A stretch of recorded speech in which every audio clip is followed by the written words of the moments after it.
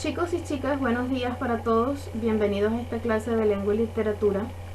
Comenzamos entonces con todo el ánimo. Así que espero que tengan toda la disposición posible para esta clase. Y bueno, ya esta sería nuestra cuarta clase en video, imagínense ustedes. ¿De qué vamos a hablar el día de hoy? Vamos a hablar de las epopeyas y sus personajes. Pero nos vamos a basar en la comparación de sus personajes principales, de la amistad, de sus personajes principales con los personajes secundarios. Además, yo les voy a analizar dos epopeyas, una sería la Ilíada y la otra sería el Cantar del Mío Cid, que es la que ustedes también van a tener en la guía que van a realizar. Avanzamos. Los personajes en las epopeyas. Nosotros vamos a hablar de los personajes principales y personajes secundarios. También quiero destacar que también existen los personajes terciarios, pero hoy simplemente nos vamos a basar en los principales y secundarios. Los personajes principales, como la misma palabra lo dice, de principio, de principal, o sea, los más importantes. ¿Por qué tenemos dos? Porque el protagonista, para salir a la luz, para lucirse, tiene que tener como una contraparte, es decir, como un némesis, el opuesto, el que choque con sus ideas. Desde este punto de vista, el contrario o el opuesto sería el antagonista, el que está antepuesto, o el que está viendo sufrir o el que está haciendo sufrir al protagonista. Además, también lo dice en la diapositiva, generalmente son de carácter legendario, cuyos valores son idealizados al extremo, al grado de convertirlos en arquetipos. ¿Qué es arquetipos? Ya les voy a explicar más adelante qué significa arquetipos para que lo podamos entender mejor. Ahora, los personajes secundarios, la misma palabra también lo dice, secundan, o sea, en segundo plano.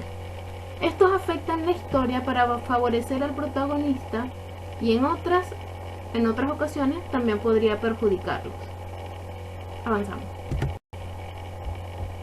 ¿Qué es arquetipo? Cuando hablamos de arquetipo, nos referimos a un modelo patrón que se toma como referencia. En la literatura, los arquetipos son modelos de personajes. Esto quiere decir que los personajes, independientemente de su nombre o historia en particular, van a tener ciertas características que se repetirán en diferentes obras literarias. Por eso, el héroe es un arquetipo. Por ejemplo, si nosotros quisiéramos escribir un cuento cuyo protagonista sea el de un héroe, hay ciertas características que deberemos encajar para que cumpla con el molde de héroe. Estas características que le vamos a dar a este personaje de héroe es lo que los van a identificar como héroe, o sea, este sería nuestro arquetipo. Avanzamos. Yo estoy segura que ustedes tienen bien claro el concepto de la amistad, sin embargo lo vamos a tocar o lo vamos a resaltar porque justamente vamos a hacer la comparación de la amistad de nuestros dos personajes principales. Si ya sabemos qué son los personajes, ahora vamos a tocar el concepto de amistad. Dice, es una relación afectiva que se puede establecer entre dos o más individuos, a la cual están asociadas valores fundamentales como el amor, la lealtad, la solidaridad, la incondicionalidad, la sinceridad y el compromiso, y que se cultiva con el trato asiduo y el interés recíproco a lo largo del tiempo. O sea que podríamos decir que es la unión que compartimos con otras personas, un afecto desinteresado y que nos permite ganarnos el corazón del otro y asignarnos tal cual como somos. Ya sabemos que para tener amistad tenemos que tener estos valores, podríamos llamarlos características o valores, que son la sinceridad, la incondicionalidad. Todos esos valores son los que demostramos cuando somos buenos amigos, ya sea, por ejemplo, siendo leal ante un secreto, respetándolos como son, o apoyándolos en momentos difíciles, no solamente estando con ellos en las buenas, sino también en las malas. Todos estos valores o características demuestran la amistad. Estos son los rasgos que vamos a rescatar en nuestras epopeyas y sus personajes. Vamos a avanzar. Aquí, por ejemplo, tenemos la imagen de distintos tipos de amistades que siempre vemos en las caricaturas, en las comiquitas de la televisión, o en el cine también, en las películas. Tenemos a Timón y a Pumba, que fue en la película del Rey León, y todos estos personajes demuestran características en las que ya habíamos hablado en la diapositiva anterior de los valores de la amistad. Tenemos, por ejemplo, a Timón y a Pumba, que siempre, la mayoría tienen amistades aventureras. Todas las imágenes que tenemos aquí siempre tienen aventuras, pero sin embargo ellos se apoyan, se acompañan, y aunque, por ejemplo, Chouette y Burro no se soporten mucho, igual siempre están el uno para el otro apoyándose. También tenemos a Shaggy y a Scooby, que los hemos visto en las comiquitas y siempre tienen una aventura, un misterio y se cuidan. Por otro lado también tenemos a Lilo y Stitch, que también comparten muchas aventuras, Bob Esponja y Patricio. Y Garfield y Odie. También Garfield no soporta mucho a Odie, pero sin embargo se apoyan, se cuidan. Y bueno, se ven la demostración de distintas características de la amistad. Ya que habíamos analizado los diferentes tipos de amistades en las caricaturas, yo tengo que hablarle, o le tengo que hacer un análisis de la Ilíada, pero antes quiero hablarle lo que es la guerra de Troya para que puedan entender la Ilíada. Aquí podemos leer, dice que la guerra de Troya es provocada por el rapto de Helena, lo que despierta la furia de Menelao, quien pide ayuda a su hermano Agamenón para recuperar a su esposa. Seguro que ustedes recuerdan en sus clases de historia que los griegos antiguos tenían todo un panteón de dioses. O sea, tenían muchísimos dioses, por eso digo un panteón. Dentro de todos estos dioses tenían un dios más grande, mejor dicho, un dios jefe, que era Zeus. Zeus era reconocido por ser picarón, por ser picaflor, sinvergüenza, podríamos decir. ¿Por qué? Zeus se enamora de una ninfa llamada Tetis. Sin embargo, Zeus, a pesar de ser un dios, también le gusta consultar su suerte. Entonces él va y se consulta. En esta consulta le dicen que él tendrá un hijo más grande, o sea, más poderoso, más fuerte que él. Entonces, como él se estaba enamorando de Tetis, dice, pues no, a mí esto no me provoca, entonces mejor me alejo de Tetis, mejor no me caso con ella, y así evito que nazca este joven más fuerte que yo. ¿Qué hace Zeus? Él busca casar a Tetis con otro hombre y la casa con un hombre llamado Peleo. En este matrimonio invitan a todos los dioses.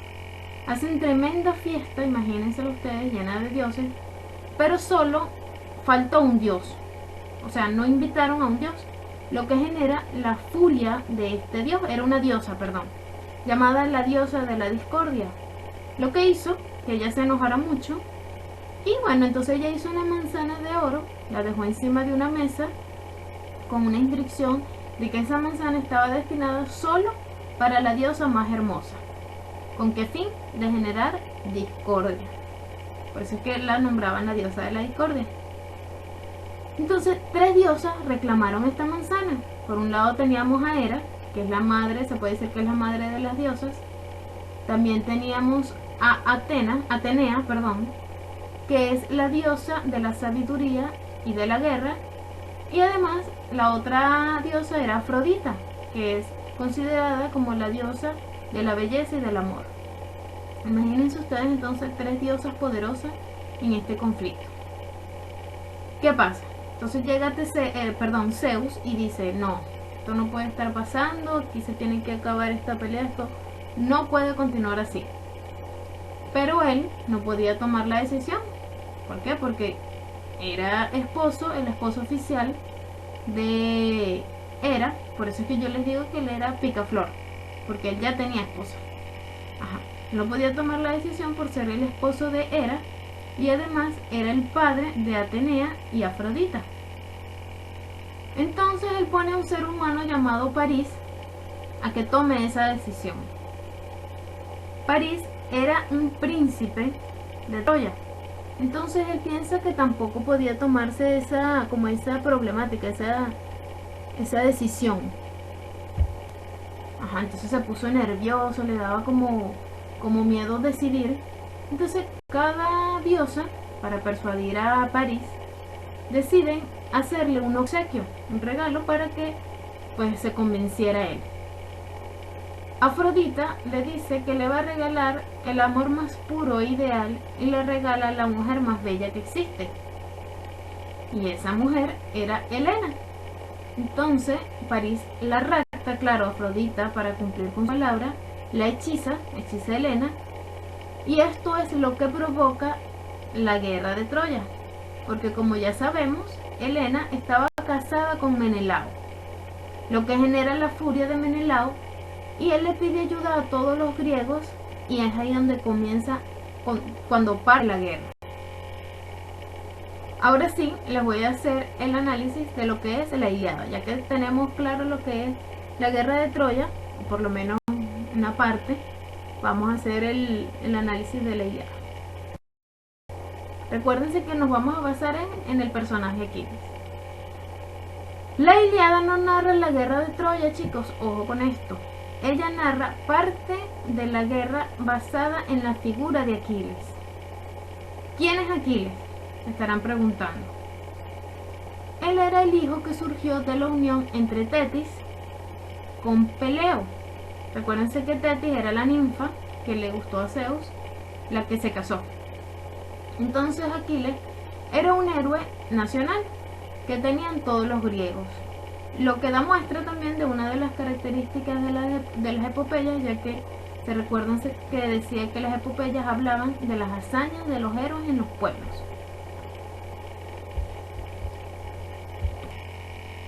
Aquiles era un gran héroe para los griegos, precisamente porque representaba todo lo que ellos querían ser.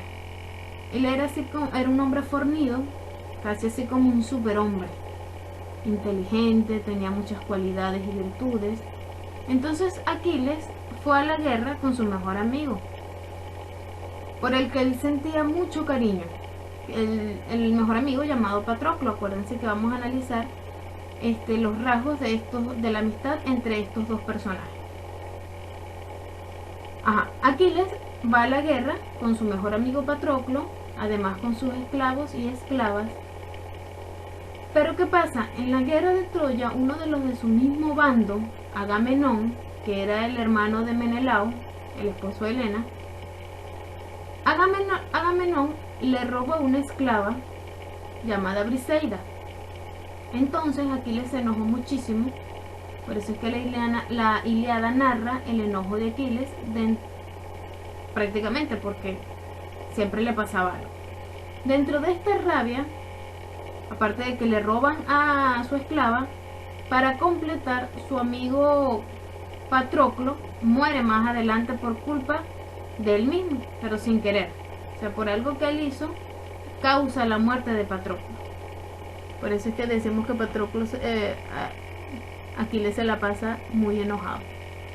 Fíjense que aquí dice: la trama radica en la cólera de Aquiles provocada por el rapto de su esclava Briseida y forma parte de la guerra de Troya. La cólera de Aquiles es su rabia.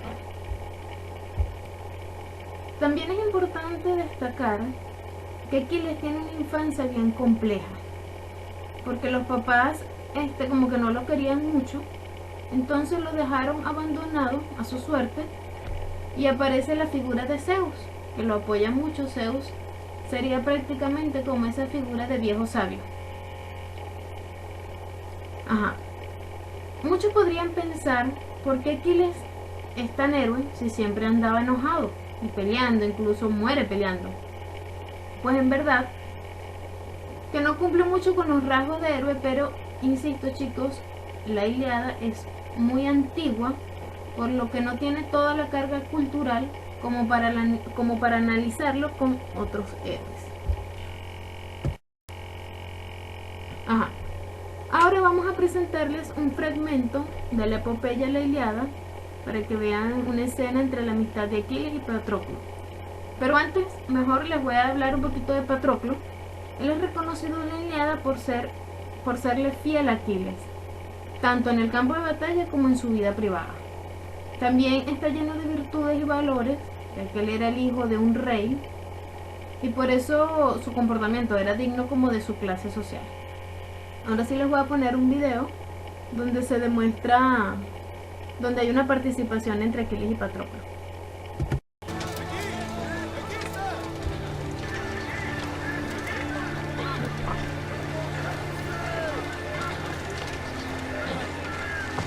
Señor.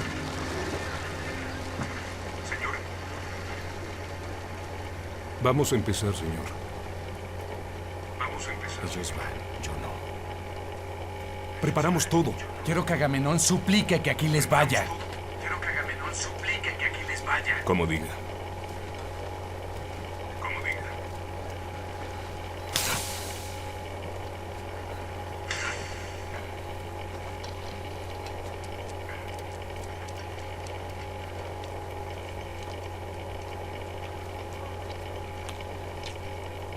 ¿Ya estás listo? Claro. ¿Para asesinar? ¿Quitar vidas? Para asesinar. Quitar vidas.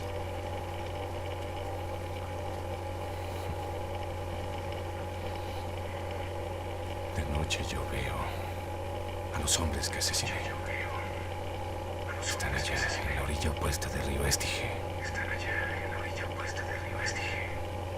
Esperándome. Dicen bienvenido.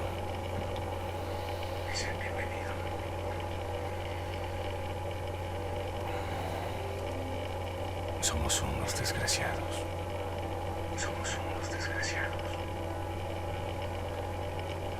Te enseñé a pelear, pero nunca por qué pelear. Yo peleo por ti. Y después de que me muera. Todos luchan por reyes que nunca han visto. Siguen órdenes, se mueren cuando se los ordena. Es su disciplina.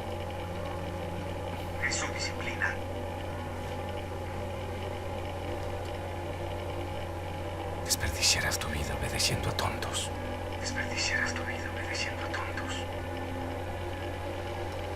Vete.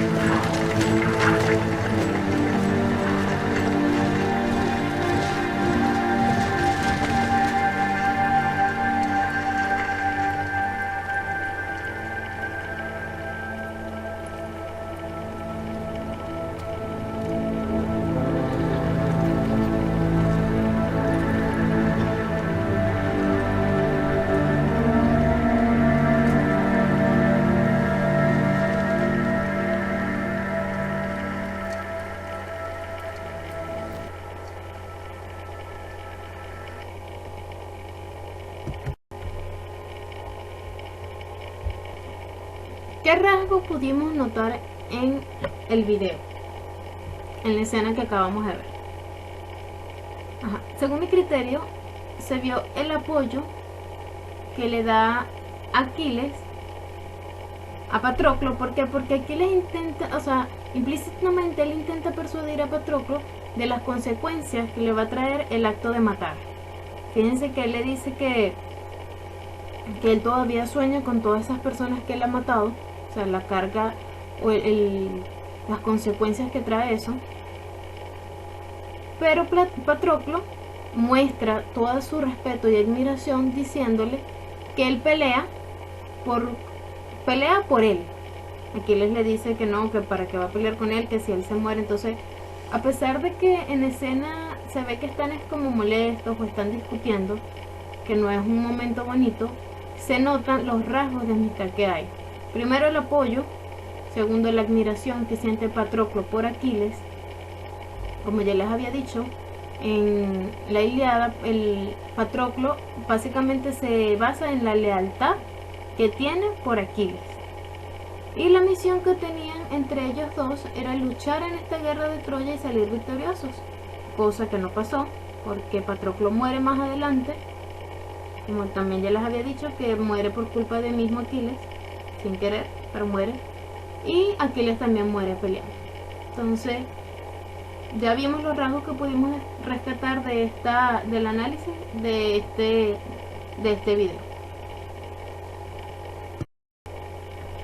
Ahora, chicos, yo les voy a hablar del Cid Campeador, que es el que ustedes tienen en la guía que van a realizar.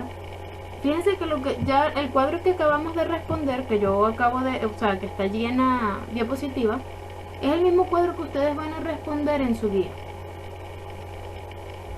pero del Cid Campeador. Yo les voy a hacer un análisis para que puedan entender un poquito más. Bueno, la verdad es que el Cid Campeador recibe varios nombres, o se reconoce por varios nombres. Tenemos por el Cantar del Mío Cid, como aparece en la guía, el Cid Campeador, también el Cid solamente. Este es un poema también épico, ¿cierto? Pero tiene una característica bien importante en relación a lo que hemos estado hablando de las otras epopeyas. Este poema es un poema anónimo, no sabemos quién lo escribió, es un texto muy antiguo, pero no tan antiguo como la Ilíada, pero sí es muy antiguo de todas maneras. Este es un libro escrito más o menos como en el año 1200 aproximadamente. El poema del Mío Cid retrata la vida de un hombre llamado Rodrigo Díaz de Vivar. Él es un gran héroe para los españoles. ¿Por qué es un gran héroe? Porque representa todo el pueblo español. ¿Y por qué sería esto? Porque él era un hombre muy leal a su rey. Incluso hasta el día de hoy los españoles tienen monarquía, por lo tanto los españoles aún tienen rey. En esta época, que es la época medieval, serle leal al rey era de vital importancia, ya que el rey representaba no solo el poder político, sino también el poder religioso. Desde este punto de vista, entonces, el Cid Campeador, según lo que narra, o según la narración, era un hombre profundamente religioso. Y no hablamos de los dioses griegos romanos, sino del dios cristiano. Él era un hombre que ponía todas sus batallas, las ponía en relación a su dios. ¿Por qué? Aquí ocurre otro fenómeno que también es digno de analizar. En el caso de los griegos, ellos estaban contra los troyanos. En este caso, el Cid Campeador, siendo él un hombre cristiano, estaba en contra de los pueblos que no creían en su mismo dios. ¿Como cuáles pueblos? Como los árabes, ya que ellos tenían otro dios, en su mayoría, pues, y que tenían una religión llamada o conocida como musulmana, y creen en el dios llamado Alá. Entonces el Cid representa esta lucha que se presenta en esta época medieval, que se conocieron como las cruzadas. Las cruzadas eran las batallas que se hacían para estar en contra de la invasión musulmana a lo que sería la Europa. Los musulmanes cruzaban el mar para llegar a Europa y empezaron a tomar muchos pueblos y reinos. Y estos eran pueblos muy cristianos, por eso es que ellos estaban en contra de esta invasión. Entonces, como les decía, el Cid era un hombre muy valeroso, un héroe leal a su rey y a su religión, a su mujer, a su pueblo, a sus súbditos. Él era de verdad un hombre reconocido por ser muy leal. Ahora, en relación al fragmento que les dejo en la guía, el Cid lo envían a una misión, pero esta misión no sale del todo bien. Yo les voy a hacer la lectura que sale aquí, esta también aparece en su guía, pero en la guía aparece más larga, que solamente aparece un pedazo. El Cid convoca a sus vasallos, estos se destierran con él. Adiós del Cid a Vivar. Envió a buscar a sus parientes y vasallos, y les dijo, como el rey le mandaba salir de todas sus tierras y no le daba plazo más que 9 días, y que quería saber quiénes de ellos querían ir con él y quiénes querían quedarse. ¿Por qué ocurre esto? Como ya les había dicho, al Cid no le va del todo bien porque al parecer le hicieron una trampa, ya que un hombre habló con el rey y le dijo que el Cid quería quitarle su trono, que él quería ser el nuevo rey. Entonces, claro, el rey se molesta y dice, pues no, esto no puede ser así. Se sintió que el Cid estaba violando su lealtad. ¿Y qué pasa? Destierra al Cid de su pueblo. El Cid comienza a sufrir un montón de cosas para volver a recuperar la confianza del rey. Esto hasta el momento, chicos, es solo la introducción del Cid campeador. Y ojo con esto, esta versión que estamos analizando y que ustedes van a leer en la guía es una versión escolar y está representada como una narración. Sin embargo, el poema original cuesta un poco comprenderlo por las palabras que utiliza. Recuérdense que esto es una de las características de las epopeyas, que pueden estar escritas en poemas narrados o en prosas. Entonces, desde este punto de vista, aparte de que el mismo título lo dice, el Cid es nuestra figura protagonista. ¿Y quién sería el antagonista? El que habla mal del Cid para que él sufra. Ajá. Recuerden que ustedes van a analizar la lectura y van a comparar la amistad del Cid con Álvaro Fáñez, con Alvar Fáñez. Les voy a explicar. ¿Por qué dije Álvaro Áñez? Porque Álvaro Áñez también, o sea, Alvar Fáñez también se le podría, o se conocía como Álvaro Áñez, o sería como su pronunciación en español. Y además tiene un seudónimo de Monaya. ¿Por qué les digo esto? Porque en la guía aparece con el nombre o sea, con su seudónimo y no con el nombre real. Entonces, para que no se confundan de que les he hablado siempre de Alvar y después aparece el seudónimo. Chicos, ¿cuál es el propósito de esta clase? A través de esta clase hay dos enfoques, como la vez anterior también se los dije, hay un enfoque cultural y comunicativo. En el enfoque cultural se espera que ustedes sean capaces de reconocer distintas manifestaciones de la amistad, para asignarle valor como componente del desarrollo afectivo y social del ser humano a lo largo de la historia y de la actualidad. Y en el enfoque comunicativo se espera que ustedes sean capaces de ampliar su capacidad de analizar y de reflexionar sobre los grandes temas presentes en los textos literarios, como la amistad, comparando sus conceptos, sus valores en el mundo actual. Bueno, chicos, espero que de verdad les haya gustado esta clase y pues nada, nos vemos en la próxima, o mejor dicho, me escuchan en la próxima, perdón. Y quiero que sepan que los extraño y espero verlos muy pronto. Así que chao.